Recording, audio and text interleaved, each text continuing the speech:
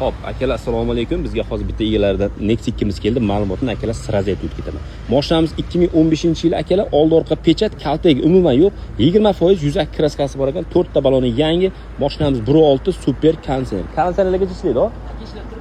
Konditsionerlargacha ishlar ekan, hamma narsasi tayyor akalar. Bundan oldin bitta mashina qo'ydik, konditsioner ishlamas ekan, ichki hijolat joyi bo'lib qoldi. Lekin pulidan o'tib berdik konditsioner remontiga, unga ham xudo xolisa. Chunki biz qo'yib berganimizdan keyin biz gapimizni uddasidan chiqamiz. Metan gazlarigacha bor, hamma narsasi tayyor holatda akalar. Ledlarigacha qo'yib qo'yilgan, hamma narsasi tayyor, maza qilib minib turgan mashina ekan akalar. Kuzovlarda ko'ryapsizlar, kuzovlarda hech qanaqa qirilgan joy ko'rmadik. Mashina tiniq holatda ekan akalar. Hujjatga keladigan bo'lsak, endi siradan keyin oldi sotilsa ham oldi sotil любой hujjat bo'ladi akalar. Sizlar xohlagan hujjat bo'ladi. Salonlarni ham qaranglar akalar. Salonlar ham masla bo'lib turibdi akalar.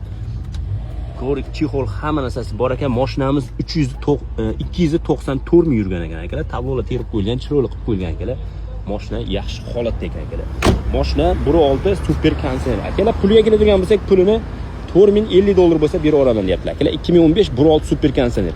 Oldi orqa butun yollarigacha pechat ekan. Faqat 15-20% yuzak kraskasi bor ekan akalar. Telegram kanallariga nomerlarni yozib qo'yamiz. Bemalol aloqaga chiqib baraka qilib olsalaring bo'laveradi akalar. Bundaqa arzon mashinalar faqat akalar Namangan eng arzon filialda bo'ladi, Pop Avto eng arzon kanalda bo'ladi akalar.